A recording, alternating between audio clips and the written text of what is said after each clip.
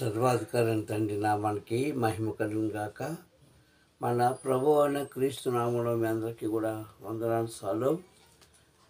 మా Jesus blessing అనే ఈ ఛానల్ ద్వారా వాక్యాన్ని వింటున్న మీ అందరిని దేవుడు దీవించును గాక. ఇక మా ఛానల్ని ఇంతవరకు ఇంకెవరైనా సబ్స్క్రైబ్ చేసుకోకపోతే సబ్స్క్రైబ్ చేసి వాక్యాన్ని చివరి వరకు విని వాక్యానికి ఒక లైక్ చేసి షేర్ చేయండి. దేవుడు మమ్మల్ని దీవించును కాక. ఆమె. ఇక ఈరోజు దేవుడిచ్చే వాగ్దాన వాక్యం ఏమిటి అంటే, ధన్యుడు. దేవుడి స్తోత్రం కలుగును కాక. ప్రభుని యందు దేవుని యందు ధన్యత పొందిన వారు ఎలా ఉంటారు, వారు చేయవలసిన లేక వారు ఒప్పుకోవలసిన సంఘటనలు ఏమిటి అన్న వాక్యాన్ని మనం జ్ఞాపకం చేసుకుందాం. ఇక ముందుగా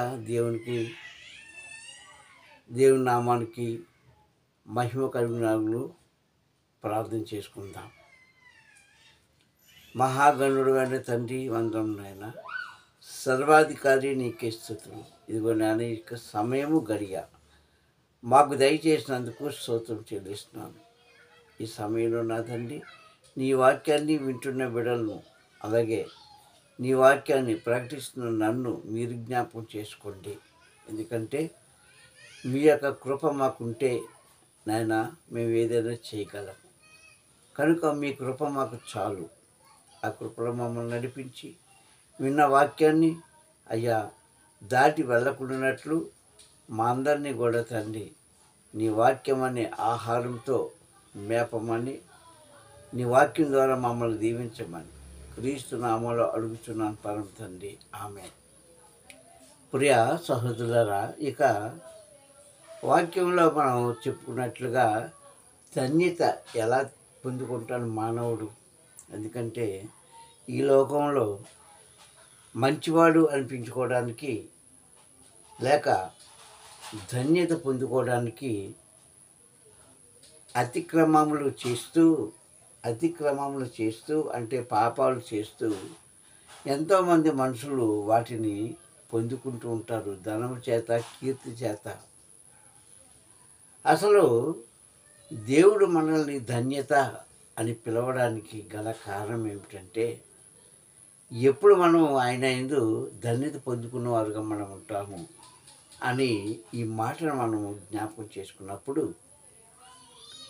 భక్తుడు సేవకుడైనటువంటి దావీదు గారు చక్కటి వాక్యాన్ని మనకి అందించారండి. 32వ అధ్యాయంలో కీర్తన భాగం. దేవుడికి మహిమ కలుగుగాక. 32వ అధ్యాయం కీర్తన భాగంలో మొదటి మాట అంటాడు, ఏ మనిషి అయితే తన అతిక్రమములకు పరిహారం పొందుతాడో, ఏ మనిషి అయితే తన పాపములకు ప్రాయశ్చిత్తం పొందుతాడో వారు మాత్రమే ధన్యత పొందినవాడు అని మొదటి మాటలో 32వ అధ్యాయము కీర్తన భాగంలో మనం చూసుకుంటున్నాం. దేవుడికి మహిమ కలుగుగాక. నిజం చెప్తే, నిజం మాట్లాడుకుంటే ప్రియ సంగమా, ఎవరు ధన్యత పొందినవారు, ఎవరు ధన్యతకు అర్హులు అని చూస్తే, దేవుని యొక్క ఇష్టం లేకుండా, దేవుని యొక్క చిత్తం లేకుండా, అసలు దేవుని యొక్క కనుచూపు మానవుని మీద లేకుండా ఏ మనిషి కూడా ధన్యత పొందుకోలేడు. అది అక్కడ అంటున్నాడు కదా, 2 మాటలు అక్కడ మనకి స్పష్టంగా కనిపిస్తున్నాయి. తన అతిక్రమములకు, అంటే అతిక్రమం అంటే ఏంటి? మన మాట చొప్పున, అంటే దేవుని యొక్క మాట ప్రకారంగా కాక మన మాట మన ఇష్టం ప్రకారంగా జీవిస్తూ తన ఆజ్ఞలను పాటించకపోవడమే అతిక్రమము. వాటికి పరిహారం పొందాలి, అంటే శిక్ష అనుభవించాలి. ఒకటి. రెండోది, మనుషులు ప్రతివారు కూడా ఆనాడే కాదు, ఈనాడే కాదు, ఏనాడైనా పాపాత్ముడే. ఆ పాపానికి ప్రాయశ్చిత్తం పొందాలి. పాపానికి ప్రాయశ్చిత్తం అనేది చాలా కఠినమైన శిక్ష అది. కానీ ఏ పాపం చేయకుండానే ఏ పాపం చేయకుండానే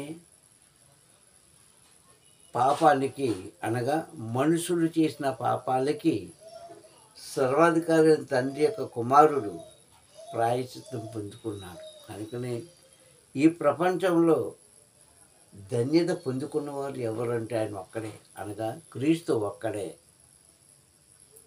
ఏ మనిషి కూడా ధన్యత పొందుకోలేడు. ఎందుకంటే వారు ధన్యత పొందుకున్నారంటే ముందు ఏదో ఒక పాపం చేసే ఉండాలి. వారు ఏదో చెడు మార్గంలో నడుచుకుని ఉండే ఉంటారు. ఈరోజు మనం సాక్ష్యాలు వింటూ ఉంటాం. ఎంతోమంది జీవిత చరిత్రలను మనము జ్ఞాపకం చేసుకుంటాం. ఎవరి జీవిత చరిత్ర మనం జ్ఞాపకం చేసుకున్నా, ఎవరి హిస్టరీ మనం చదివినా ఏదో ఒక లోపం లేకుండా ఆ మనుషులు ఉండడు.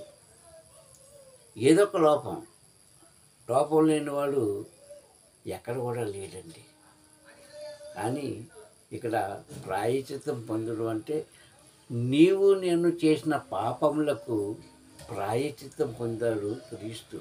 అందుకే ధన్యత పొందుకున్నాడు. దేవుడికి మహిమ కలుగుగాక. అందుకే తండ్రి యందు అంగీకరించబడిన కుమారుడుగా పేరు తెచ్చుకున్నాడు. దేవుడికి మహిమ కలుగుగాక. అందుకే ఆయన ఒక్కడే అంగీకరించబడ్డాడు. ధన్యత అన్న పదానికి అర్హుడుగా ఆయన నిలిచి ఉన్నాడు. అంతేకాకుండా క్రీస్తు మనకు నేర్పించేటి అతిక్రమం నేర్పించాడు. అతిక్రమం కాదు, క్రమం నేర్పించాడు. ఎంతమంది ఆ క్రమంలో జీవిస్తున్నారు?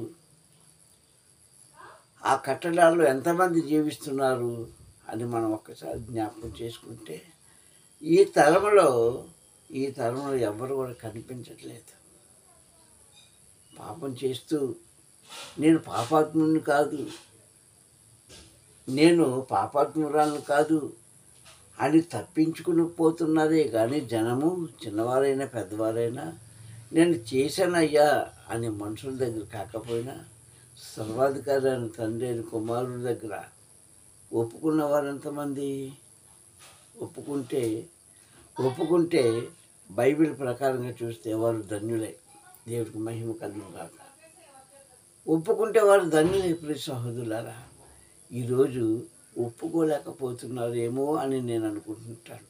కానీ ఒప్పుకుంటే మనం చేసిన తప్పిదములు, మనం చేసిన పాపములు, మనం జీవిస్తున్న జీవన విధానంలో తప్పుడు మార్గాలు, తప్పుడు నిర్ణయాలు ఏవైతే ఉన్నాయో అవన్నీ మనుషుల దగ్గర మనం దాపరికం చేయొచ్చు. మనుషులు మనం ఏం చేయొచ్చు?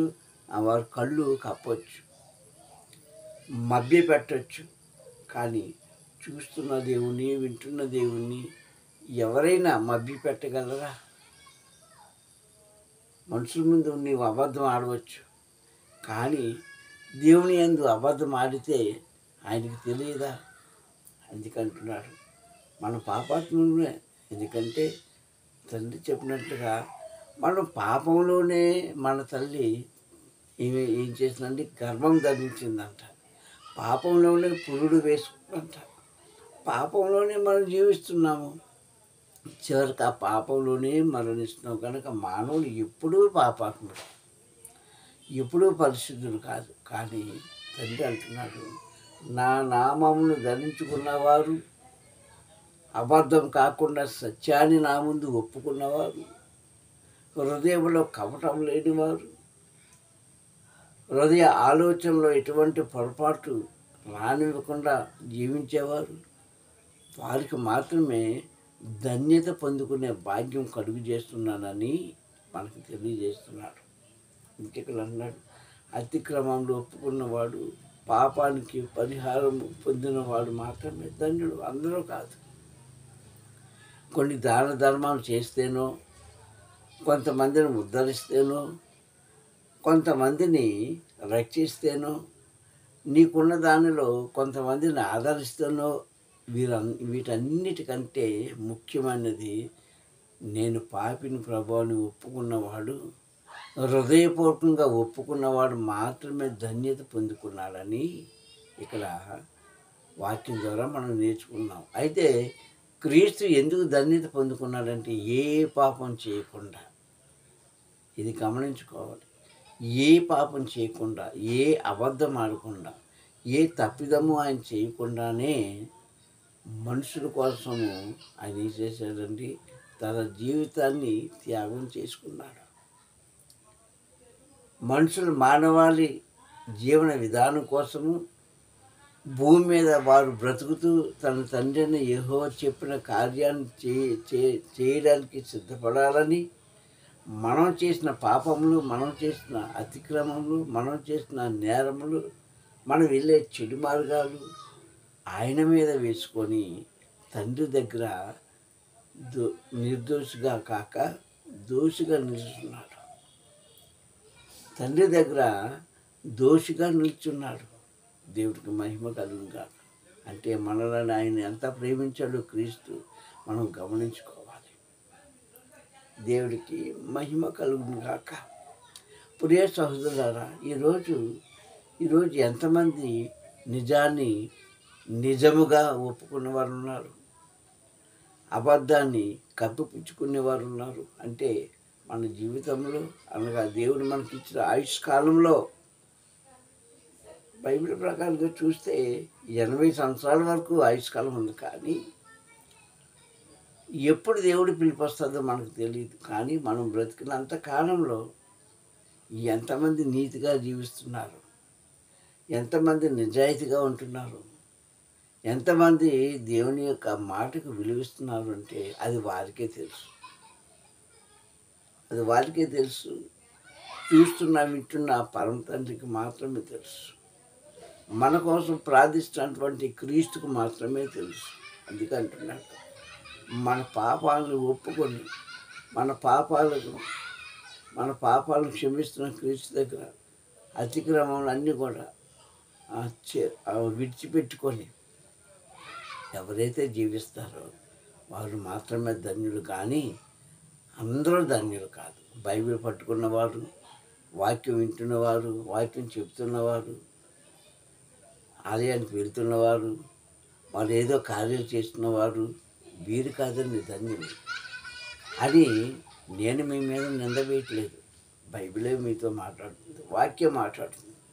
ఎందుకంటే ఈ గుణాలు కలిగిన వారు చాలామంది ఉన్నారు. ఈరోజు వారు అనుకోవచ్చు, నేను దేవుడి సేవ చేస్తున్నాను, దేవుడి మార్గంలో నడుస్తున్నాను, దేవుడి వాక్యాన్ని నేను ప్రకటిస్తున్నాను, దేవుడి కార్యాల్లో నేను పంతులు పంచుకుంటున్నాను, నేను ఎందుకు ధన్యుని కాకపోతున్నాను, లేక ధన్యురాలను కాకపోతున్నాను అని మనలో మనం ప్రశ్నించుకుంటే సమాధానము ఇక్కడ ఉంది మనకి.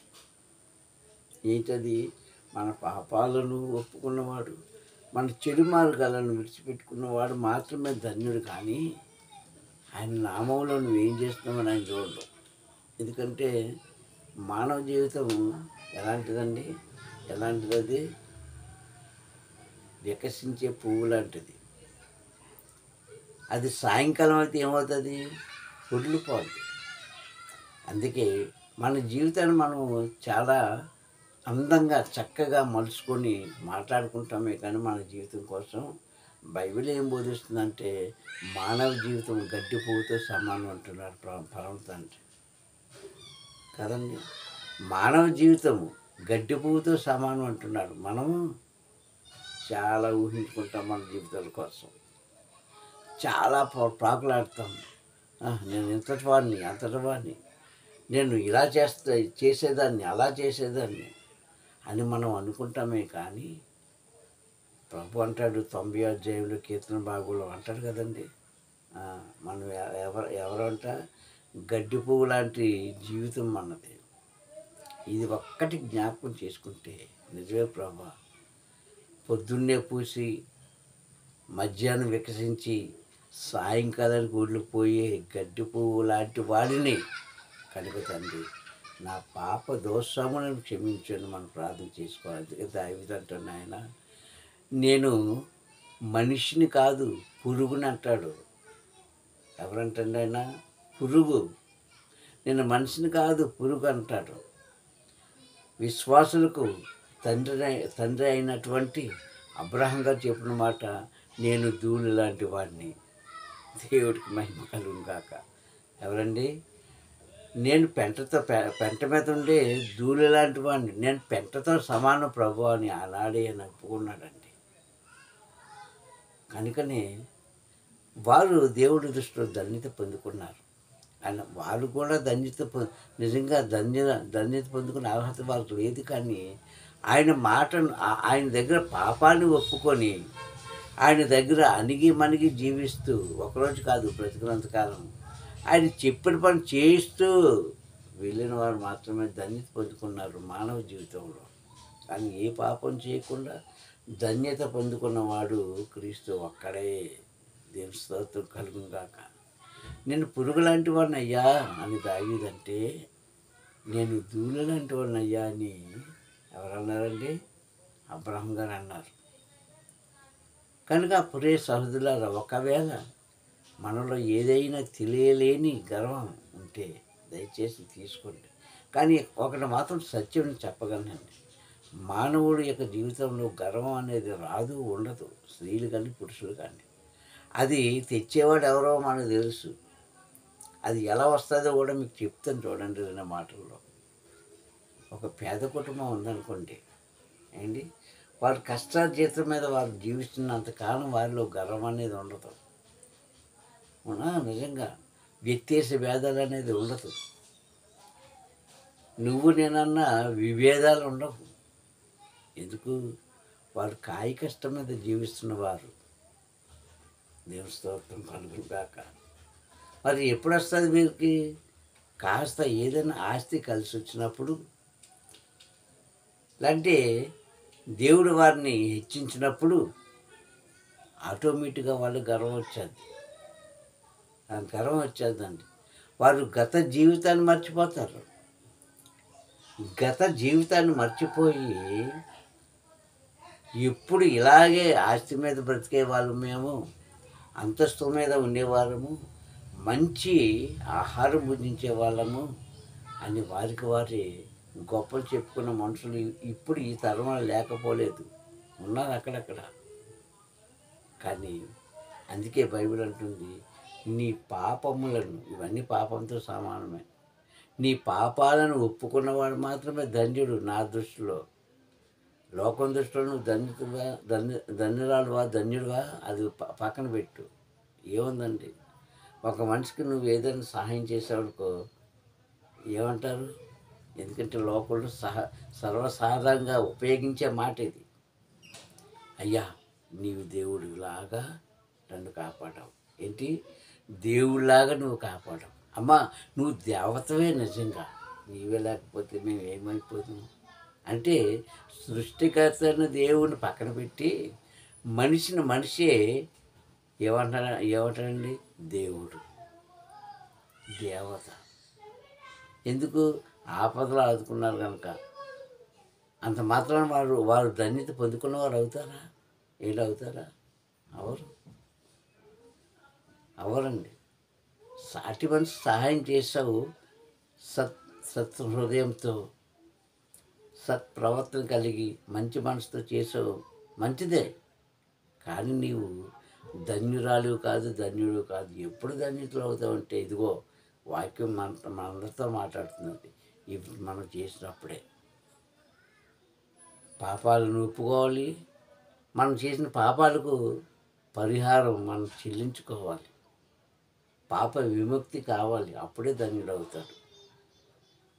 కనుకనే దావీదు గారు అంటున్నారు చక్కటి మాట, అతిక్రమములకు ప్రాయశ్చిత్తం పొందినవాడు, వారి పాపములను ఒప్పుకున్నవాడు మాత్రమే నా తండ్రి దగ్గర ధన్యత పొందుకున్నాడని దావీదు గారు అంటున్నారు. దావీదు గారు కూడా పాపం చేశారు. ఆయనే కాదండి, మానవ జీవితం ధరించుకున్న ప్రతి మనిషి పాపం చేసిన వారే. మన జీవితమే పాపం నుంచి వచ్చింది. కావున ప్రియ సహోదరులారా, మనుషుల దగ్గర మనిషి ఒప్పుకోకపోవచ్చు కానీ తప్పించుకోవచ్చు, కానీ సర్వాధికారి తండ్రి దగ్గర మనం తప్పించుకునే అవకాశం ఉండదు. మనం ఎక్కడ దొరుకుతామంటే మధ్యాకాశంలో తీర్పులో మనం దొరికిపోతాం. అక్కడ తప్పించుకోవడానికి ఉండదు. ఒక తప్పు పని చేసి కోర్టులోంచి జడ్జి ఎదురుగుండా కోర్టులోంచి తప్పించుకొచ్చేమో డబ్బు ఖర్చు పెట్టి, కానీ ఈ కోర్టులో ఇది ఏ కోర్టు? అది ఏ కోర్టు? మరణ జీవం ఇచ్చే కోర్టు. అంటే పరలోక రాజ్యము పాతాళ లోకము చేర్చబడిన కోర్టు ఎక్కడుంది? మధ్య ఆకాశంలో ఉంది. అక్కడ ఏ మనిషి కూడా తప్పించుకునే ఛాన్సే ఉండదు. కనుక మనము ఈ వాక్యాన్ని విన్నవారు, ముఖ్యంగా వాక్యాన్ని చదివిన వారు ఇప్పుడే ఈ క్షణమే నిజం నాయన, నా పాపములన్నీ ఒప్పుకుంటున్నాను, విడిచిపెడుతున్నాను. ఒప్పుకోవడంతోనే సరిపోదండి, విడిచిపెట్టుకోవాలి. అందుకే ప్రాయశ్చిత్తం అన్నాడు అక్కడ. అంటే దానికి తగు శిక్ష అని అర్థం. ఆ ప్రాయశ్చిత్తాన్ని పొందుకుంటున్నాను ప్రభా, నేను విడిచిపెట్టుకుంటున్నానని విడిచిపెట్టేసి ఇకరించైనా దేవుని యొక్క మార్గంలో నడుస్తూ ఆయనను ఆనందింపజేస్తూ మనం అందరం కూడా సంతోషంగా ఉండాలని కోరుకుంటున్నాను. ప్రార్థన చేసుకుందామండి. సకల ఆశీర్వాదాలు కారణభూతుడని మా ప్రియ పరలోక దేవ, నీ ఉన్నతమైన ఘనమైన నామాన్ని బట్టి ప్రార్థిస్తున్నాను తండ్రి. బలహీనుడైన నన్ను నిలబెట్టి అజ్ఞాని అయిన తండ్రి నాతో మాట్లాడించిన ఈ మాటలు తండ్రి, నా ప్రభా, సోలిపోతున్న వారిని, పడిపోతున్న వారిని అయ్యా, బలహీనులను నీ వాక్కు ద్వారా బలపరిచి స్థిరపరిచి అయ్యా నిలబెట్టమని ఇవ్వు తండ్రి. ఈ మాటలు చెప్పడానికి నీవు నాకు ఇచ్చిన అవకాశాన్ని బట్టి, అలాగే వినడానికి తండ్రిని వినడానికి ఇచ్చిన అవకాశాన్ని బట్టి స్తోత్రం చెల్లించుకుంటూ మహిమ పొందుకోమని. లోకంలో నా ప్రభు ప్రతి ఒక్కరు కూడా పాపం చేసిన వాళ్ళమే, కానీ పరిశుద్ధులం ఎవరం కాదు. కనుక మేము ఎవరిని కూడా ధన్యత పొందుకునే వాళ్ళం కాదు. కానీ ఇదిగో తండ్రి, పాపాన్ని ఒప్పుకున్న వారు ధన్యత పొందుకుంటారని మాకు ఒక అవకాశం ఇస్తున్న దేవానికి స్తోత్రం చెల్లిస్తూ ప్రతి ఒక్కరు కూడా తండ్రి పాప పరిహారం చేసుకోవడానికి సహాయం చేయమని, మీరే మహిమ పొందుకోమని క్రీస్తు నామములో ప్రార్థనలు ఇస్తున్నాను పరమ తండ్రి. ఆమేన్, ఆమేన్, ఆమేన్. మీ అందరికీ మరొకసారి వందనాలు.